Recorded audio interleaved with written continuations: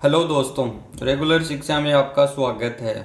कल हमने पढ़ा था क्लास 9th का चैप्टर नंबर 5 जिसका नाम है जीवन की अवधारणा। इसमें हमने सजीव क्या होते हैं, निर्जीव क्या होते हैं वो समझा और इनके मध्य कुछ बिंदुओं के माध्यम से अंतर स्पष्ट किया। इसके बाद जैविक का सिद्धांत पढ़ा और आज हम पढ़ेंगे स्वतः जनन, कॉस्मोजोइक थ्योरी और जैव जननवाद। अगर आपने अभी तक इसका पहला पार्ट नहीं देखा है तो लिंक डिस्क्रिप्शन में मिल जाएगा, जाकर देख लीजिए जिससे कि आपको ये पार्ट आसानी से समझ में आ जाए। आज हम शुरू करते हैं स्वतः जनन से। स्वतः जनन यानी स्पोंटेनियस जनरेशन। प्राचीन समय में लोगों की धारणा थी कि सूर्य की किरणों से जब नदी का कीचड़ गर्म होता है तो उसके अंदर से सांप, घड़ियाल, मेंढक, चूहे स्वतः ही उत्पन्न हो जाते हैं, क्योंकि उस समय विज्ञान ने इतना विकास नहीं किया था, टेक्नोलॉजी न के बराबर थी। उसी समय एक वैज्ञानिक थे वोन हेलमोंट। उनका कहना था कि पसीने से भीगी कमीज तथा गेहूं के भूसे को एक साथ रख देने से 21 दिन के अंदर चूहे उत्पन्न हो जाते हैं। ये स्वतः जनन की थ्योरी है। इसके बाद जो अगली थ्योरी आती है वो है कॉस्मोजोइक थ्योरी यानी कॉस्मोजोइक सिद्धांत।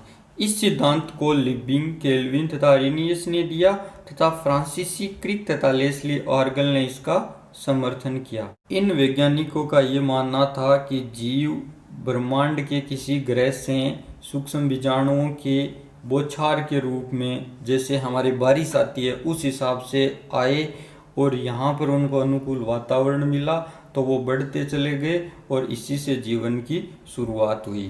परंतु कई वैज्ञानिकों ने इनको नहीं माना।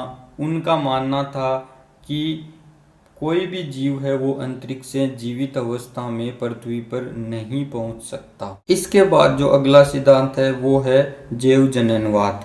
इस सिद्धांत को इटली के वैज्ञानिक फ्रांसिस्को रेड्डी ने सन 1668 में दिया तथा स्वतः जननवाद को इन्होंने गलत सिद्ध कर दिया। इन्होंने अपने प्रयोग के लिए सांप, मछली के मांस के टुकड़े लिए और उनको गर्म पानी में उबाला ताकि उसके अंदर कोई भी जीव जीवित ना रह सके। फिर 3 जार लिए, तीनों जारों में इन्होंने मांस के टुकड़े रख दिए। पहले जार को उन्होंने खुला रखा, दूसरे जार को कसकर ढक दिया, तीसरे जार को उन्होंने मलमल के कपड़े से ढक कर रखा। कुछ दिनों के बाद उन्होंने पाया कि जिस जार को उन्होंने खुला रखा उसके अंदर मक्खियों ने अंडे दे दिए, जिससे उनके अंदर लार्वा उत्पन्न हो गया। जो दूसरा जार उन्होंने ढक कर रखा था उसके अंदर कोई भी लार्वा उत्पन्न नहीं हुए, ना ही उन पर कोई भी मक्खियां बैठी।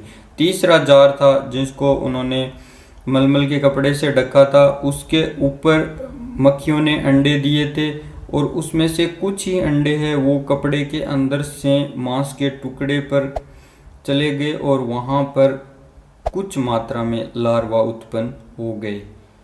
तो इस सिद्धांत से उन्होंने निष्कर्ष निकाला कि जीव की उत्पत्ति जीव से ही संभव है और इसी आधार पर इन्होंने स्वतः जननवाद को गलत सिद्ध किया। इसके बाद एक वैज्ञानिक थे लुई पास्चर। उन्होंने भी स्वतः जननवाद को गलत सिद्ध किया। इन्होंने अपने प्रयोग के लिए एस आकार की नली वाला फ्लास्क लिया और इसके अंदर शर्करा का घोल तथा ईस्ट का पाउडर डालकर उसको गर्म किया, फिर उसको ठंडा होने के लिए रख दिया। बहुत दिनों के बाद न तो घोल खराब हुआ न ही उनके अंदर कोई जीव उत्पन्न हुए। फिर उन्होंने जो नली थी उसको हटा दिया और थोड़े ही दिनों के बाद में उसके अंदर जीव उत्पन्न होने लग गए तथा जो घोल था उसमें से गंध आने लग गई। इस आधार पर इन्होंने भी यही निष्कर्ष निकाला कि जीव की उत्पत्ति जीव से ही संभव है, स्वतः कोई भी जीव है वो उत्पन्न नहीं होता है। इसके बाद जो थ्योरी आती है वो है ओपेरिन की थ्योरी और मिलर का प्रयोग, जिसको हम अगली कक्षा में कवर करेंगे। ये वीडियो आपको कैसा लगा कमेंट करके ज़रूर बताएं और अगर आपने अब तक हमारे चैनल को सब्सक्राइब नहीं किया है तो जाकर सब्सक्राइब कर लीजिए और बेल आइकन को दबा दीजिए, जिससे कि आने वाले हर वीडियो की अपडेट आपको मिलती रहे। मिलते हैं अगले वीडियो में, तब तक के लिए बाय बाय। जय हिंद, जय भारत।